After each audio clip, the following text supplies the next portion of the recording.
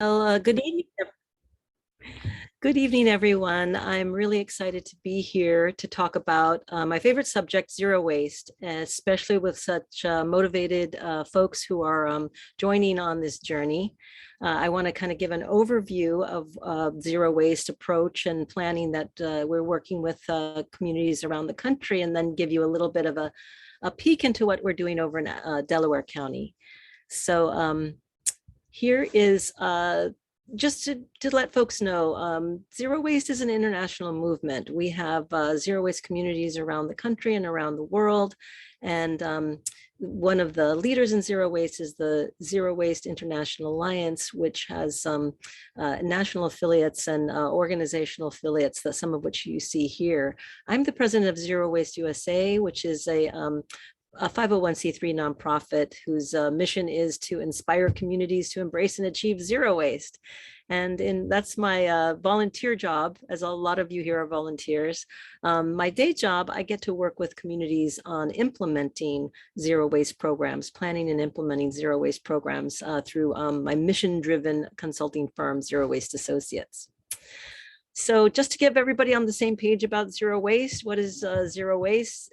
This is our current approach to municipal waste management in most areas of the country. It's the linear economy, take, make, waste, extraction, manufacturing, and then stuff goes to the end of life in landfills and incinerators. And our goal is the zero waste economy. And this is a depiction of what we would like to do: less resource extraction, more keeping materials in the economic mainstream, as we say, and little or no resources going to destructive disposal. There is an internationally peer-reviewed definition of zero waste that I wanted to share with you because it's good to get everybody on the same page about what is zero waste. The Zero Waste International Alliance works with NGOs all over around the world to refine and update the zero waste definition, the zero waste hierarchy. And this is the internationally peer-reviewed definition of zero waste: the conservation of all resources by means of responsible production, consumption, reuse, recovery of products, packaging, and materials without burning and with no discharges to land, water, or air that threaten the environment or human health. So we like to say no burn, no bury. So zero waste means no burn, no bury. Zero waste eliminates discharges that threaten planetary health. And there is no away, because if we're throwing things away, it's going into somebody's backyard, of course.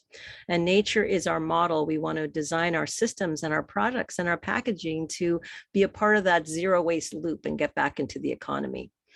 And I think it's really important, for us to think about how, zero waste may seem very aspirational, and it is, but it's our goal. And if we had a different goal, we might not be as aspirational. We need to get as far to zero waste or darn close. And the reason we have zero as a goal is because that's just what it should be, like zero accidents on the job site, or zero defects in manufacturing. We wouldn't want to have a goal of 50%, defects, or, 10 accidents per month. We would want to have zero accidents per month under the job site and zero defects in manufacturing, even though we know that some things may happen, stuff happens.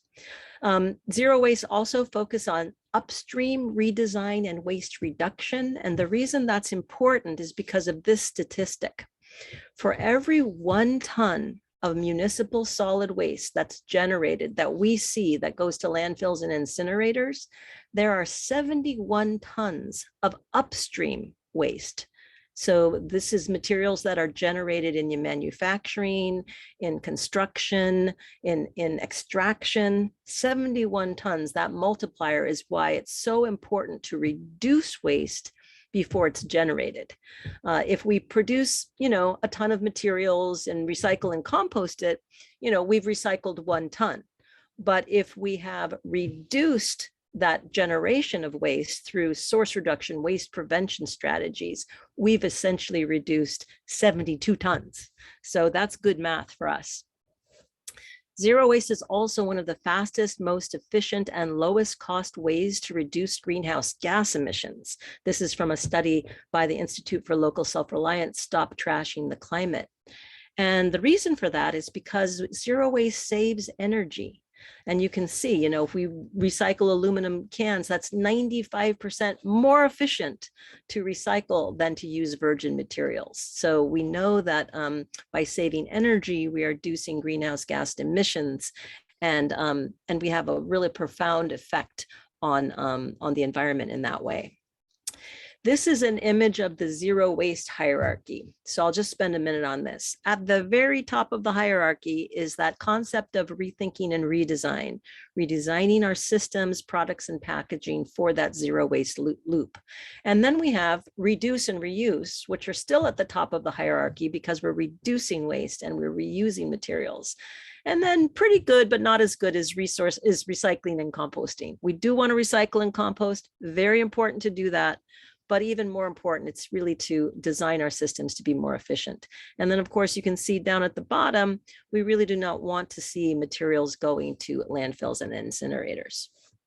Part of rethink and redesign is things like banning unrecyclable, uncompostable products like, you know, styrofoam trays at this school. You know, these students advocated for banning styrofoam trays.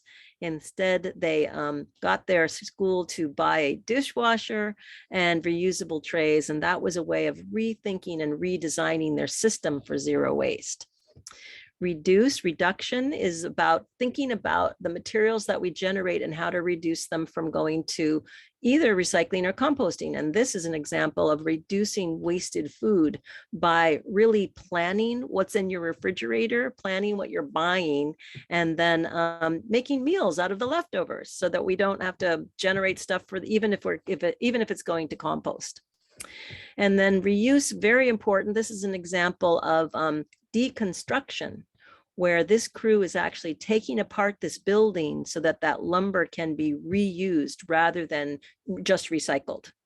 And then here's just an example of recycling and composting. This is the Baltimore Compost Collective. All these kids are learning how to compost and making what Marvin Hayes, who's the leader there, calls the black gold. When we generate compost and put that in our gardens, or we put that on our farms and fields, we sequester carbon, and we can even further reduce impacts of global warming and climate change. A few slides on the zero waste infrastructure, both physical and social. We tend to think about physical infrastructure when we think about recycling and composting and zero waste, but just as important, or perhaps more important, is the social infrastructure. How do we get folks to recycle, compost, reduce waste? These are the 12 market categories of materials that we find discarded in landfills and incinerators.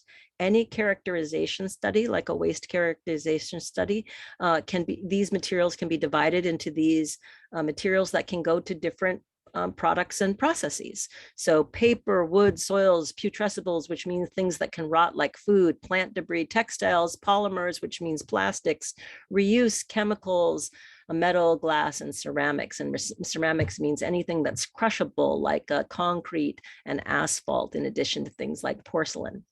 And you can see that line down the middle. The bottom of that circle is really a recipe for compost. And compost is very important in the natural cycle of zero waste.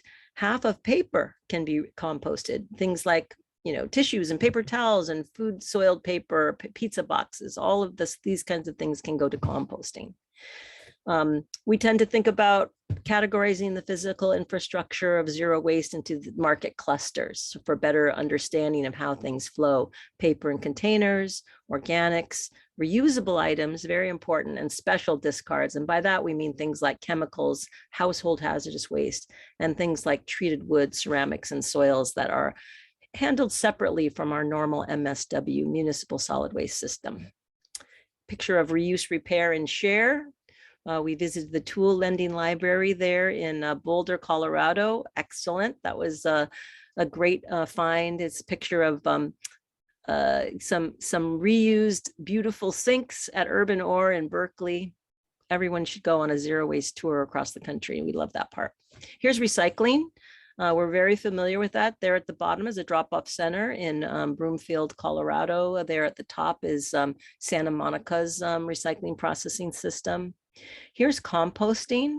Those are down at the left is aerated static piles that basically are bags of compost that are being with forced air. And there at the top there's some windrows. Then you can see the beautiful rich soil that's made from our leftovers. And then special discards we talked about are just things that you really need to think about. There in Boulder, they do have a center for hard to recycle materials so that they can recycle things like mattresses and styrofoam and electronic materials, electronic scrap. So every town or every region really needs to have a charm center. We'll talk a little bit about social infrastructure, very important. These are community-based approaches, primarily things like new rules and mandates, ordinances and resolutions, culture change, and technical assistance. So here's an example of building a constituency for culture change. My colleague and friend, Richard Anthony, and his daughter, Laura Anthony, formed Zero Waste San Diego over 10 years ago by started to show an inconvenient truth in the library, and people perked their interest. And now they have, a listserv of thousands and an annual conference that attracts hundreds. And they've achieved zero waste at both a zero waste planning process at both the city and at the county level. City of San Diego and San Diego County are both implementing zero waste plans and programs. One of their primary strategies for getting out in the community and elevating zero waste is through fix-it clinics or repair fairs, where folks bring in their broken stuff and the fixers help teach them how to actually repair those items. We've lost some of those skills because things are really created to be thrown away. But you can fix your toaster or your computer, or you can get reminded about how to sew on a button at a repair fair at a fix-it clinic. Green schools, we think it's the best place in the world to start zero waste programming is at the school sites, because in most communities, eventually, almost every household goes through the school program in one form or another. And having green schools and faculty and staff and students that know how to recycle and compost, they can bring that image home. Similarly, faith community, the churches, mosques, and synagogues can be a part of the zero waste culture change. And so encouraging participation and technical assistance to faith organizations and schools is really important. And then demonstrating zero waste initiatives through zero waste events. This is just a picture from back in San Diego County, where they have a Earth Fair, 60,000 people generating very little trash. And that's because they allow very little trash to come into the fair. And so they don't have to throw that much away. Everything is reduced or recycled or composted with very little things like diapers and dog waste. But we are going for system change. We can all, a lot of times when we think about zero waste, we think about zero waste lifestyles and reducing my own carbon footprint and my own zero waste at home. But even more important is to empower folks to change the systems in their communities so that we all don't have to work as hard and we can work together collectively. And I'm going to give you a snapshot of where we are in Delaware County. And of course, I would like to hear about what's going on in Chester County and other parts of Pennsylvania on the road to zero waste. So here we are in Delaware County. Delaware County has embarked on their planning process to update their 10-year municipal waste management plan, which is required by Act 101 state law. And they're taking that opportunity to both identify the 10-year strategy for waste disposal, but also to reduce the amount of waste that they have to dispose. Act 101 just requires the county to identify 10 years of capacity for destructive disposal. But what Delaware County decided to do was to embark on a planning process to reduce waste. The timing coincides with the development of Delaware County's first sustainability plan, And the outcomes of the planning process are to ensure that the county has sufficient processing and disposal capacity for its municipal waste for the next 10 years. That's required by state law, but then also to guide the county's transition to sustainable methods of materials management using both zero waste practices and following the zero waste hierarchy, as we discussed before. And then to ensure maximal feasible waste reduction of municipal solid waste and source separated recyclable material. That's the goals of the county's planning process. Here's our schedule. You can see we are now here at the beginning of June and we're about halfway. We've done a lot of work up front, primarily in public outreach. And public outreach is really important in planning for anything, but even more important in zero waste, because we can't get to zero waste without everybody participating and doing their part. So we did a series of listening sessions with municipalities, service providers, the schools and universities, the environmental and faith groups, and the business community. And then we've been holding a series of public workshops. In April, we did goals and guiding principles. In May, we did the zero waste strategies. And now in June, the end of June, we'll be presenting the draft plan elements.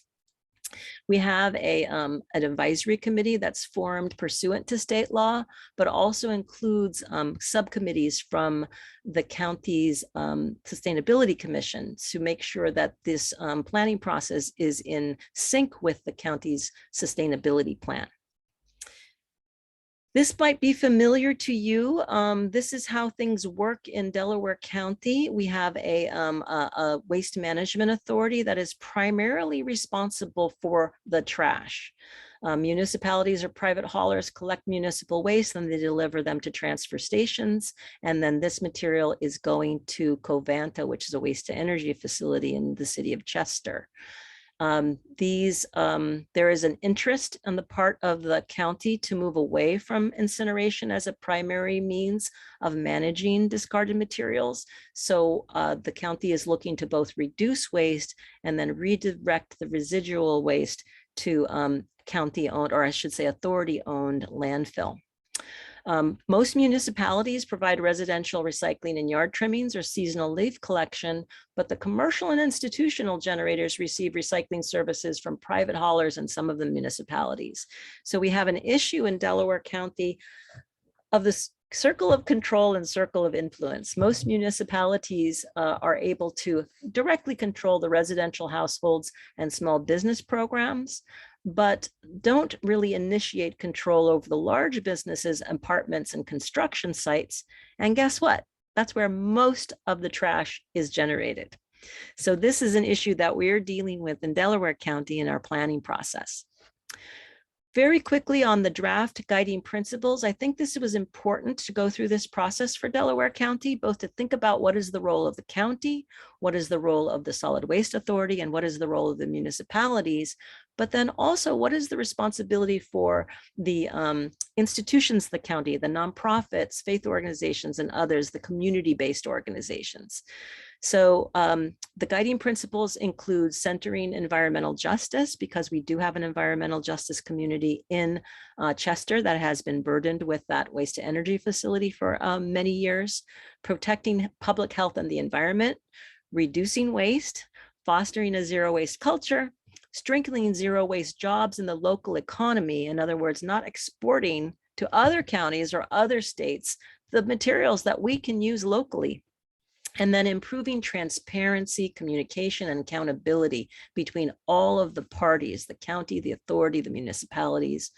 Support the municipalities as they have primary responsibility for managing many of the programs at the municipal level, and then hold producers of waste responsible. This is a concept of extended producer responsibility, asking them to do their fair share of helping us reduce waste. Using science to guide decision-making and identifying appropriate revenue sources to equitably fund programs and infrastructure. Here are our preliminary zero waste strategies. We have 20 or 25 that we are evaluating for the county. These will look familiar to you because I know that Chester County, for example, is pursuing many of these as well. The key ones, I think, are universal recycling and composting for all generators, either by having a model ordinance that's developed by the county or the waste management authority that then can be used by each of the cities and the municipalities, or actually banding together as a group and bidding out or putting a request for proposals out for different areas of the county so that we can take advantage of economies of scale. Currently, all these little 49 municipalities in Delaware County, have to go out on their own, and by working together, they may be able to have more leverage and get more efficient services. So this is the estimated capture rate for the Delaware County initiatives that we've identified so far, and we're in the evaluation process right now. I did want to point out that outreach, education, and technical assistance, just educating the folks in the systems that we already have and building on those as we implement composting across the county is the biggest bang for the buck. So wanted to point that out as a really important aspect of zero waste. It gets back to that change of culture and that vision for the future. And we always like to say in our discussions, if you're not for zero waste, how much waste are you for? So that's what I got, Kathy and Rachel. That was really great. Thank you, Ruth. Thanks for being with us tonight. So just a reminder, please put questions in the Q&A box as you think of them, and I'll keep a lookout for questions that come up. But I have a couple questions for you, Ruth, while we're waiting for others to come in. So I think there's a lot of people here from municipalities, and I'm wondering, from your perspective, from what you've seen in other communities, what are some of the most effective organizational structures that localities have put in place to achieve or to start implementing a zero waste initiative? Great question. And, it's so interesting because in many counties, you will find solid waste authorities whose primary job, as it is in Delaware County, to think about trash. All 49 municipalities in Delaware County direct their trash to the Waste Management Authority, and then it's the Waste Management Authority's job to figure out what to do with it. That's a lot of regional cooperation on trash.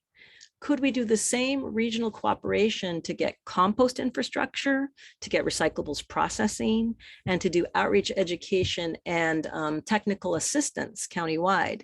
Those are the things that we are pursuing in Delaware County. And I think that is a great model to look at. So other kinds of joint powers authorities or special districts, or otherwise helping to move together so that it's not just about trash, but it's about actually working together to get those efficiencies and to get consistency across the county. In our 49 municipalities in Delaware County, there are different things that are recyclable.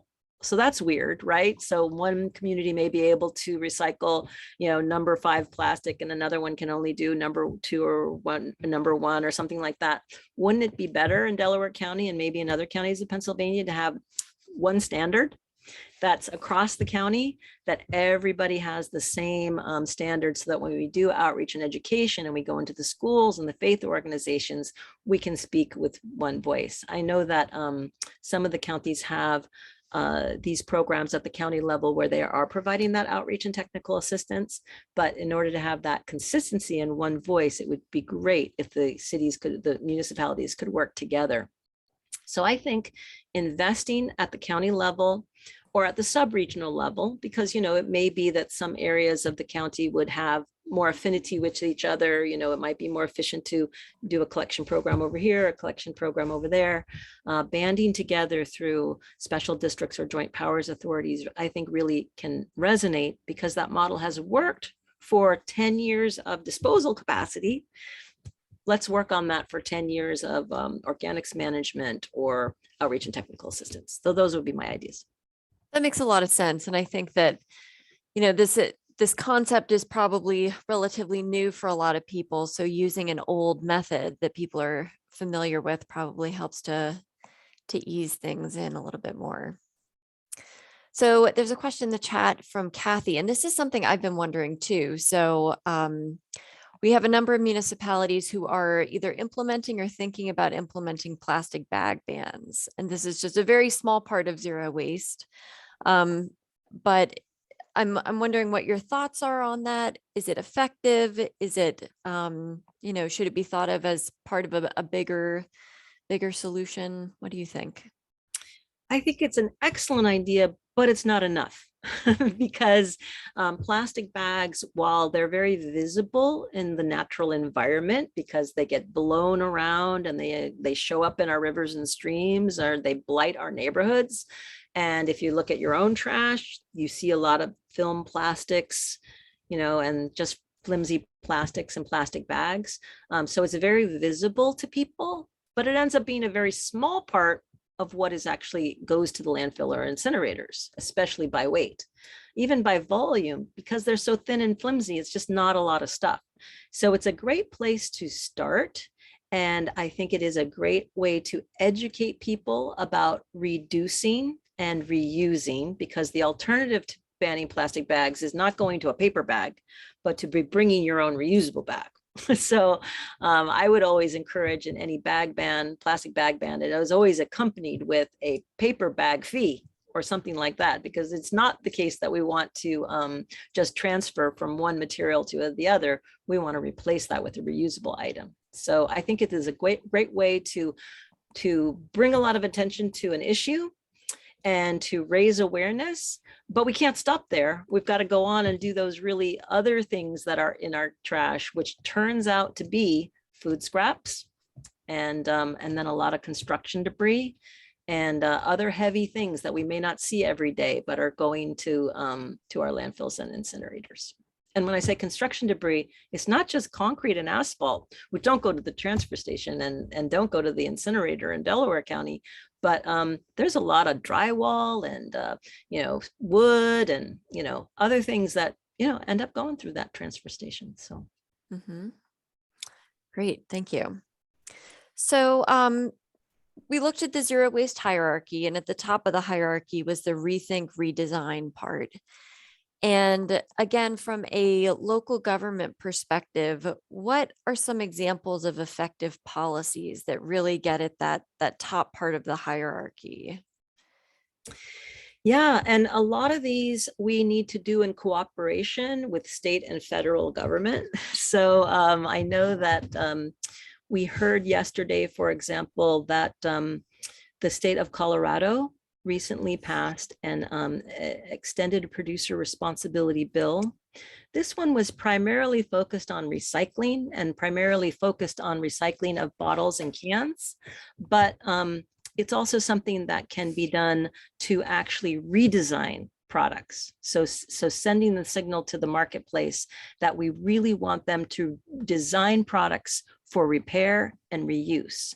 So at the municipal level, we can do this by, very brave, strong municipalities can ban certain non-recyclable products, can adopt something called the precautionary principle, where before they buy things, it turns out that in most municipalities, the biggest generator of materials tends to be the municipality itself, because of the folks that work for the town and the construction that goes on, the roads and the tree trimmings and everything else. So what's in the responsibility of the town really is one of the biggest things that we can do. So leading by example is one rethink redesign opportunity for us to really look at what's generated by the town, both in the offices, the courtyard, the rec and park, what's generated by the town, and then documenting and demonstrating for the rest of the community how to reduce waste primarily,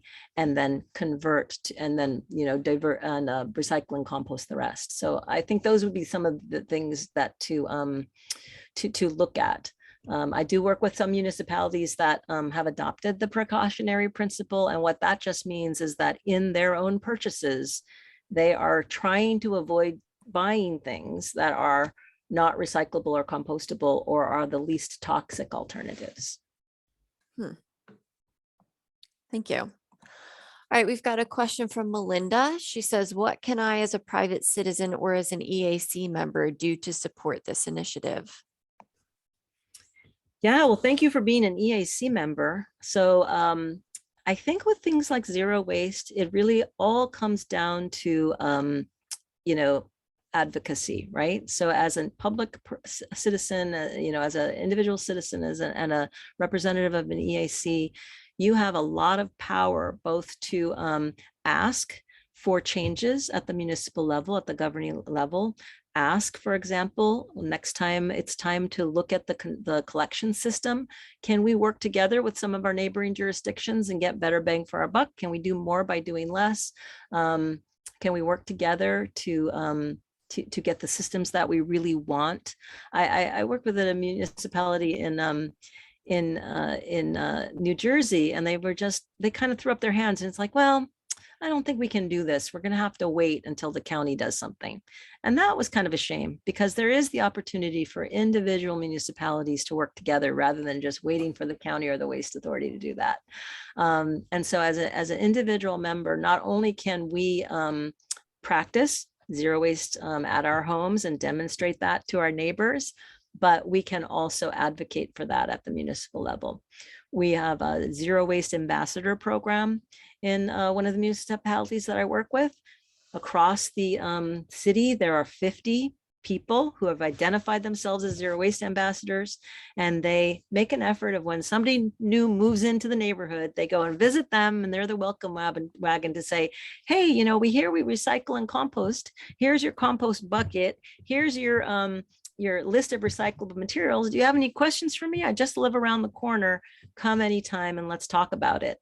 And the other, just very quick perk that municipality also provides to the zero waste ambassadors are party kits, so that when somebody has a big picnic or a social gathering, they can borrow the reusable plates and forks and napkins and cups and lend that out to their neighbors and then bring them back washed. And that's a way of reducing trash at outdoor events and public big social gatherings. So thank you for being a EAC member and being an advocate for zero waste. All right, next we've got a question from Sarah, who says that in her township, they don't have a contracted waste or recycling hauler. They've got private haulers. And she's wondering if there's a resource to find a rating system for haulers that process waste in the best or most responsible way. Oh, that's a really interesting question. And, I don't know the answer with regards to a rating system of haulers. I think it's a great idea. But I think that in a municipality where you don't have contract, and essentially that's left up to the individual homeowners and businesses and multifamily property managers to subscribe to services, I think it is really important for the municipality or the county to provide some guidelines and some rules for those haulers. Because again, back to that circle of control and circle of influence, if your municipality is not assuming the circle of control by taking care of the recycling and composting and solid waste collection through the municipal collection agreement, another way of doing that would be to have an ordinance. So an example would be in the cities of Austin and in Fort Collins, Colorado. Fort Collins, Colorado does not have a contract for hauling, but all of the haulers that operate within Fort Collins must provide recycling and composting services to their customers. So it's a requirement that the city places on those haulers. So that's possible to do through a regulatory scheme. I think in Delaware County, we're going to look at whether we can do that at the county level through the permit system, or you can also do that at the municipal level. But it's really important to have those rules, because you might be able to find among the haulers that you can subscribe to the one you like the best, but we won't get universal subscription or universal participation until we have rules that are across the town that everybody can benefit from. It's kind of too hard to ask people to figure it out on their own. We need leadership at the township level or at the county level to help us so that we don't have to figure it out on our own. Great ideas. Thank you. All right, Carolyn notes that in Lycoming County, they're using methane gas as heating fuel for a correctional facility. And she's wondering um, if some people think that's positive, or what you think about that. Right. So possibly they are using, they're digesting organic materials. And we do see that across the country. So, I mean, and around the world, actually. So I was recently in, well, pre-COVID, in Kerala, India, and they actually give out little units to restaurants to have them digest their organic materials on site at the restaurant, and then use that, you know, methane gas that's released for cooking. Similarly, in Kamakatsu in Japan, which I've never been, but I'm dying to go, they give out little digesters to households to do the same thing. And the downside of digestion is there could be leakage of methane. So whenever you are doing anaerobic digestion in a contained either a facility, a large scale facility, or in an individual unit, there might be you know, opportunity for escaping of methane, which is not good. Methane is, you know, 25 to 75 times more powerful a greenhouse gas than CO2. But the advantage of that is that you are putting those organics to good use. In around the country right now, where we're seeing mandatory requirements for commercial businesses to divert organic materials, we are seeing a lot of interest in digestion. There's a very good paper, and maybe I'll be able to put a link to it on the in the chat, from the Zero Waste International Alliance, on the advantages and disadvantages of anaerobic digestion versus composting. The major reason that many zero waste folks prefer composting rather than digestion of organic materials is because then you can use the product for a rich soil amendment. Digestate from anaerobic digestion can also be composted, but some of the benefits of the compost are lost in the digestion process.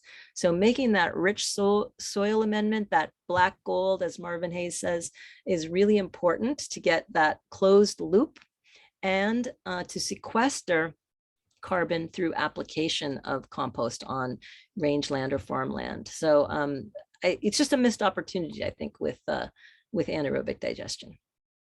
Hope Thank that you. answers the question. Cynthia asks, she's wondering about how effective plastic and glass bottle or can deposit programs are, and what your thoughts on those are. Absolutely think the deposit laws really work. In the 10 states that have bottle bills, they have a much higher rate of recovery of cans and bottles than the states that don't have a deposit laws. And a part of that is that, you know, these bottle bills have been, you know, around for a long time. People are used to bringing back their bottles and getting their nickel back or their 10 cents back.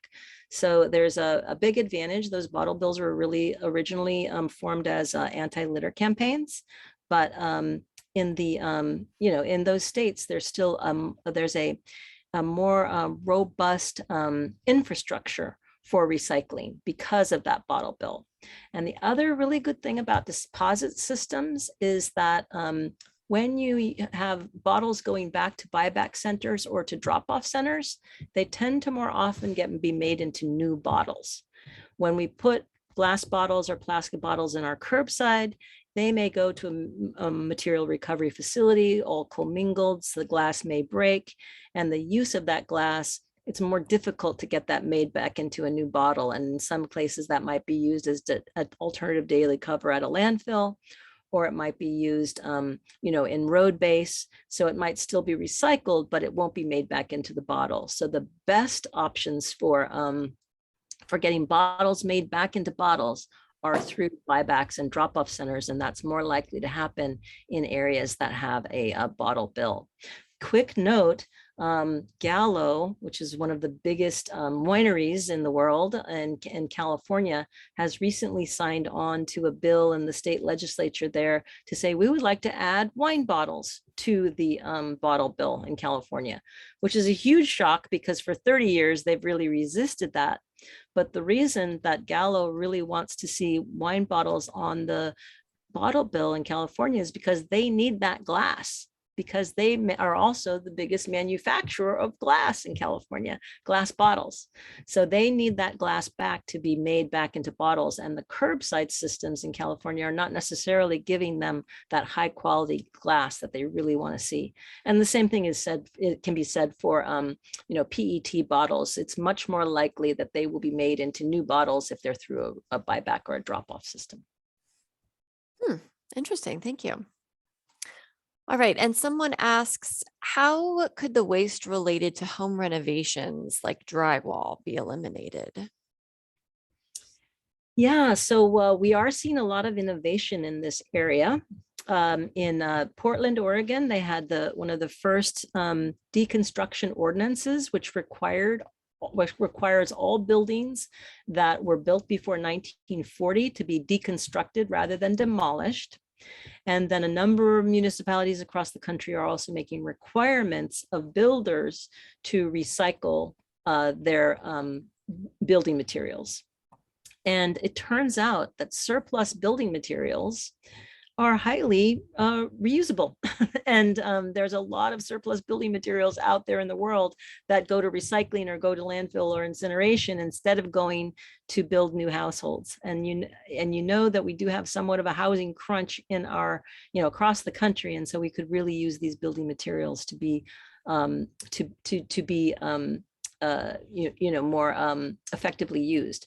Drywall is recyclable. In many areas of the country, it's used for a soil amendment. And then, of course, the lumber and fixtures and other things from deconstruction are also very readily used. But as in Portland, they needed to give the industry time to develop the skill set to dismantle homes and buildings. And so they gave them a period of time to ramp up to that level. But now they have a new industry in Portland where there are many community groups and also for-profit companies that do this dismantling service.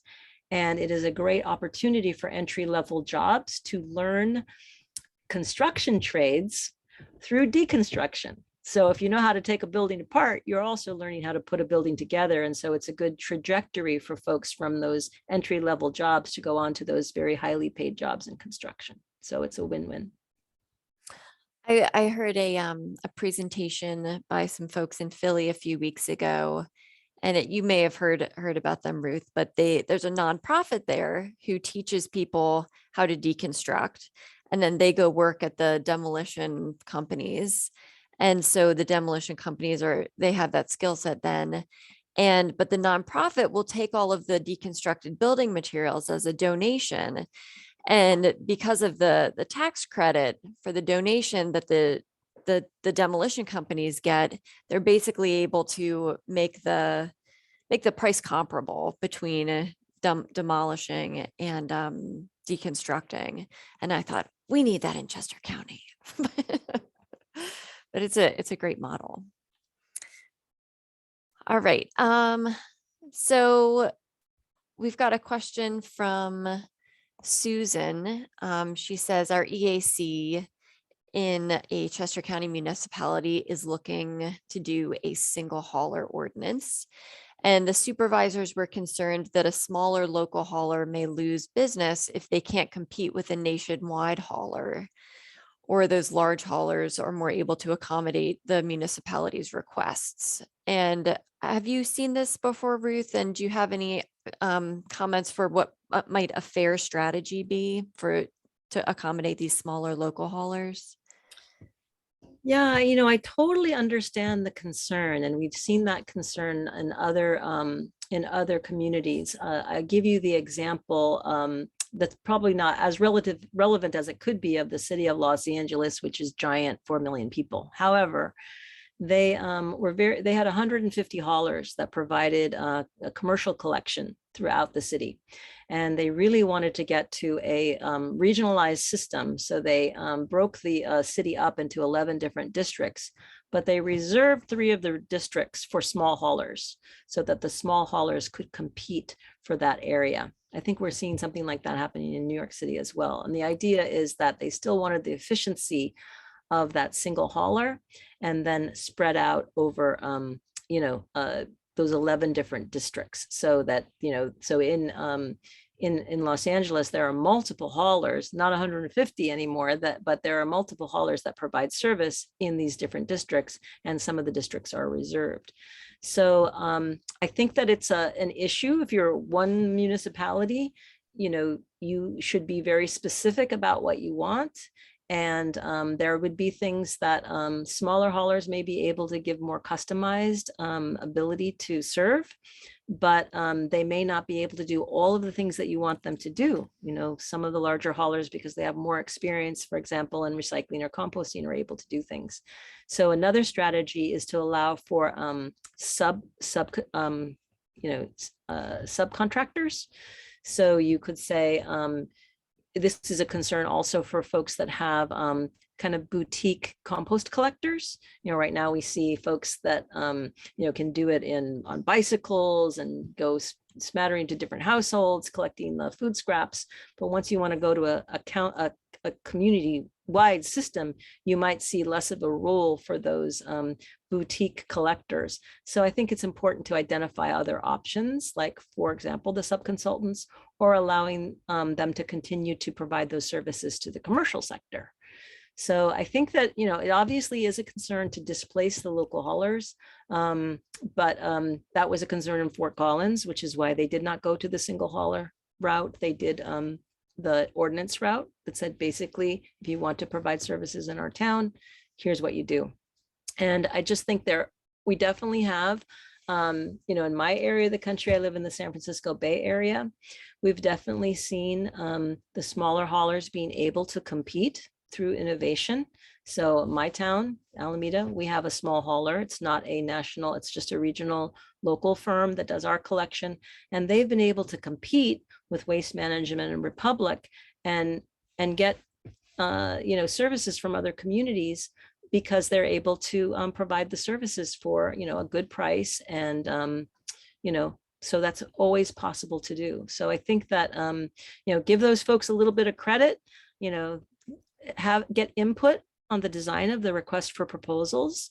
I think it's important, if you can do it, to have it be a proposal process where price is separated from service.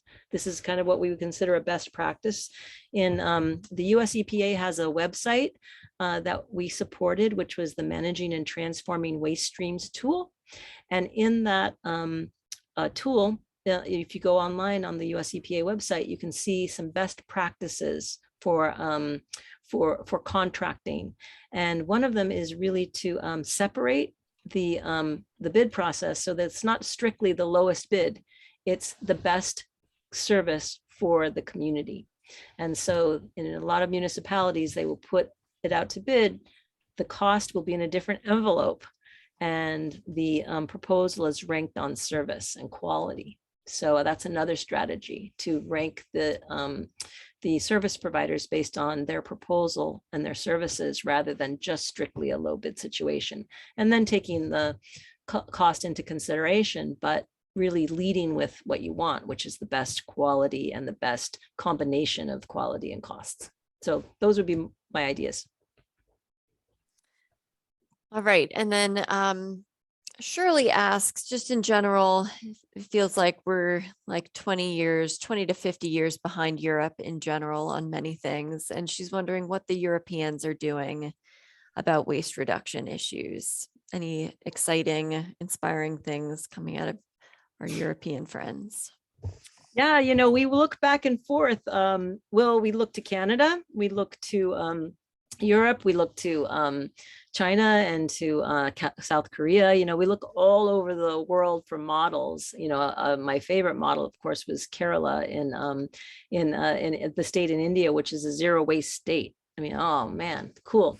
But in Europe in particular, the one thing that Europe has that we don't have is the parliamentary system, which is really command and control. We are really independent in the US. And so, more so in Europe, folks are rule followers, not completely, but the parliamentary system allows the ministers of the environment, and this is the case in many provinces in Canada as well, to just say, this is how it's going to be, and then all the municipalities have to say, oh, okay, we'll do that. Same thing in a lot of states and provinces in Europe, is that they are able to do more of a command and control approach, and the population is used to it, right? Here in the US, we really like our individuality, and in our municipalities, we are very fiercely parochial, if you pardon the term. But the idea is that, we like to have autonomy and we like to have independence. And so that's one big difference between Europe and Canada and the US. And we kind of need to get over that, right? We need each other. We need to support each other, or it takes a village. It's kind of like, if we can do this all together rather than just fiercely independent, we might be able to do better. But I mean, I've gone on several zero waste tours in Italy because they have said they learned from us too. So the first zero waste community in Italy was Caponari. And they had a goal of zero waste, and they're getting very darn close. And they're in the high 90s, and that's because they just really take it seriously, and they've designed their system, back to that redesign, to make it very easy for residents to know how to recycle and compost correctly. And in their town, they actually have a different day for collection for different types of material. Oh, it's can and bottle day, and now it's organics day, now it's plastics day, or whatever. And one little old man in the village takes that same truck and just goes around one day, collects all the bottles and cans, goes around the next day, collects all the organics. So it's really important in Italy and in many parts of Europe to focus on source separation. I think that's another thing, is that we tend to want to do the easy thing in the US.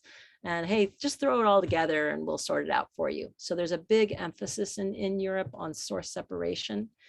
And then the other thing that Europe has is the EU, and the European Union also has rules and regulations, both for extended producer responsibility, making producers responsible for the end of life of some of their problem products.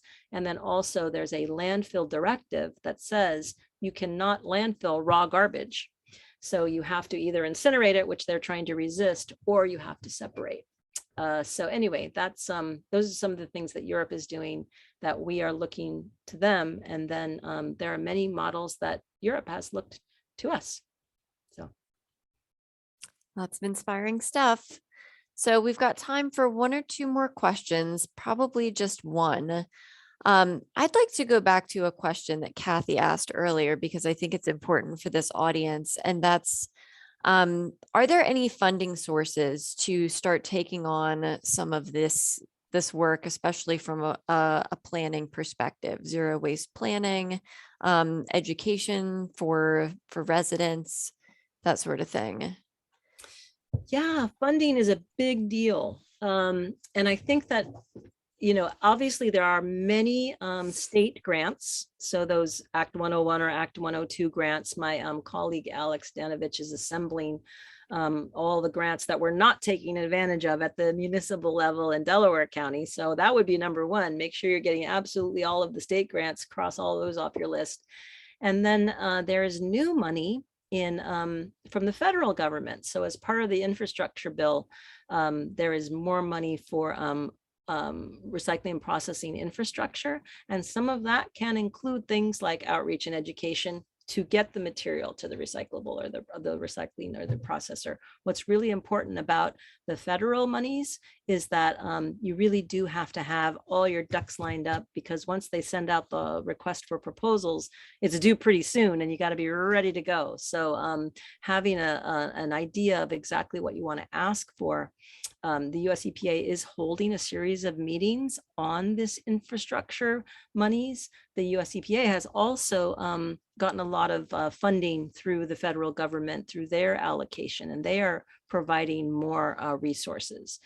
And then, of course, I think that at the municipal level, we have to take outreach and education as seriously as we take the other items of the zero waste loop, right? So if we're willing to invest in landfilling and incineration, we should put equally as much money into reducing and reusing. And I'll give you a last quick example, which is the city of Berkeley, California.